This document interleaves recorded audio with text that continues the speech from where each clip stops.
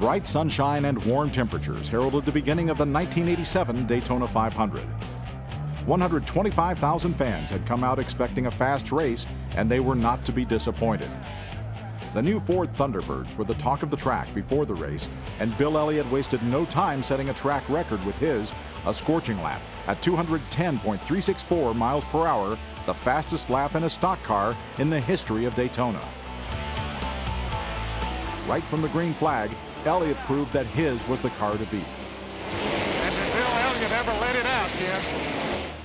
Bobby Allison had won the race in 1982, but this was his son Davey's first start in the Great American Race.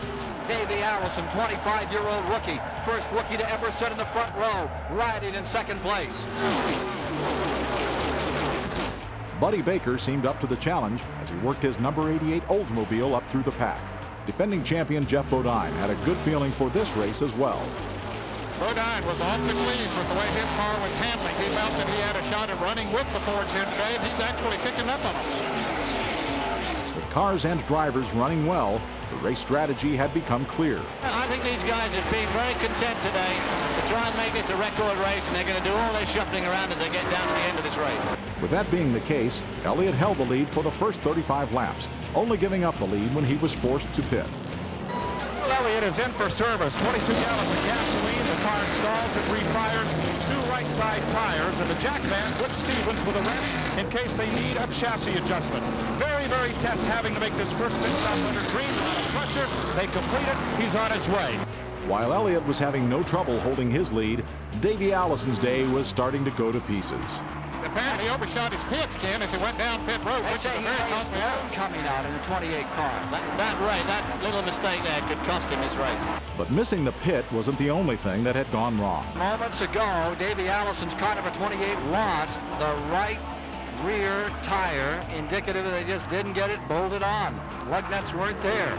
The drivers had been running at a record pace up to that point, the first of only 4 caution periods. The second was only a few laps later. Let's take a look at what developed and created a caution for us, the second one of the day.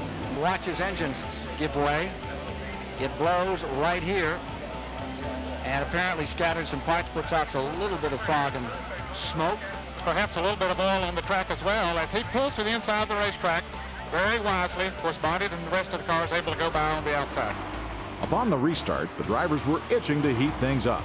Bodine jumped out in front on the green flag, but Baker wasn't having any of it.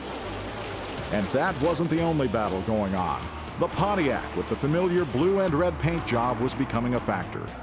Richard Petty still trying to get back in winning form after taking his 200th victory here at Daytona. In the Firecracker 400 a couple of years back, is going toe-to-toe with Dale Earnhardt in number 3. There you see Richard rim riding on the high side in that familiar car.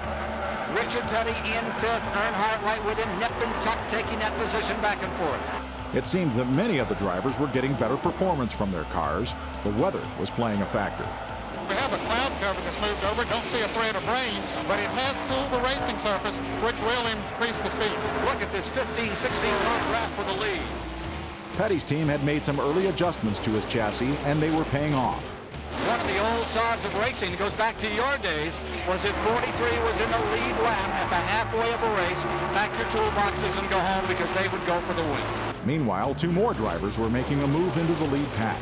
And here's another good battle. That is the number 90, Ken Schrader. And he is currently working on number 55. That is Phil Parsons. But the story for the last 4 or 5 laps there has been the car of Lake Speed, that number 83 car. Lake Speed started 33rd in this race. There you see him back with Harry Gant.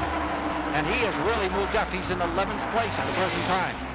Still, of all those that had moved up, the story is in 3rd place behind these 2 drivers. Richard Petty is closing in, moving in on the 2 leaders lap by lap. It's been 71 races since Richard Petty last won. Ken Schrader was not content to sit in back. Just behind Richard Petty now is Ken Schrader, who has really pulled up well. He was dicing with Lake Speed for 11th spot just about 4 laps ago, and here he is now in a very strong 4th and making a bit of ground on Petty. There you see him there, number 90, going down the back straight. Shortly thereafter, Elliott and Baker took to the pits, and Schrader moved into the lead. But that wouldn't last long. Once the pit stops were complete, Bill Elliott recaptured the lead. There's the interval between first and second place, and here's Earnhardt beginning to turn the pressure up and go underneath Baker as Elliott continues to lead. At the halfway point, Elliott remained in the lead. Earnhardt was in second, then Schrader, Bodine, and Baker. Elliott would hold his lead through the next set of pit stops. Things were more active behind him. Here's the story in second place. Just moving into that position, car number 90, Schrader, has come up with his Ford and passed Earnhardt, number 3, the blue and yellow car, which is now in the third position. And there you see Jeff Bodine in fourth. And there is Benny Parsons, number 35. He is in the fifth position. But while Elliott started getting into traffic, Schrader kept pushing for the lead. Your guy just drove right by him out there, Junie. He's looking very strong. Well, he says it feels pretty good, and I think Bill's getting a little bit loose right at the moment. Just moments after Schrader took the lead, he faced the third caution of the day. And on the restart, Bill Elliott didn't take long to resume his customary position at the front. Only 2 laps later came the fourth and final caution of the day for debris on the track. Bill Elliott getting what looks to be routine service. Right side tires only this time. Last caution, they took all 4. At the restart, Dale Earnhardt took the lead but soon gave it up to Buddy Baker. While Earnhardt tried to settle into second, he found Benny Parsons trying to climb into that seat. Then Bill Elliott took on Earnhardt as well. And Earnhardt comes right back up on the back of Benny Parsons. Now Elliott scoots in there. Elliott continued and within 3 more laps had once again gone ahead. Earnhardt remained in second with Buddy Baker third. But just a few laps later, Earnhardt made his move. And here's the battle for the lead. Earnhardt swings it down and goes underneath Bill Elliott in this ongoing confrontation for the lead. 183 of 200 laps now complete. Right behind them is Buddy Baker with a magnificent run. They touch again. Just behind these 3 is another tremendous battle going on. So the stage was set for final pit stops. The lead drivers coming in for fuel only, all under green.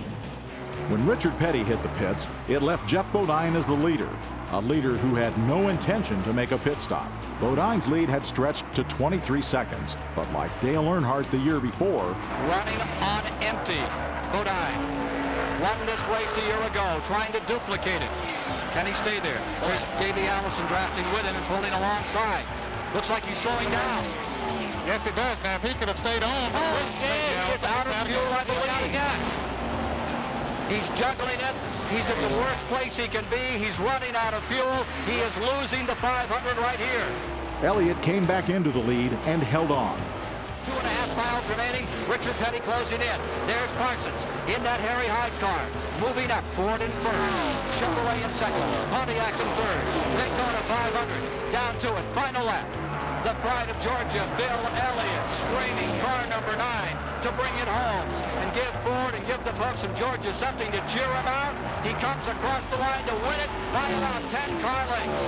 Bill Elliott, 2-time winner of the Great American Race. The race fell just short of the record pace of 1981, but does hold the distinction of being the last Daytona 500 of its kind. After the 1987 Winston 500 at Talladega, 1988 would herald the beginning of a new era at Daytona.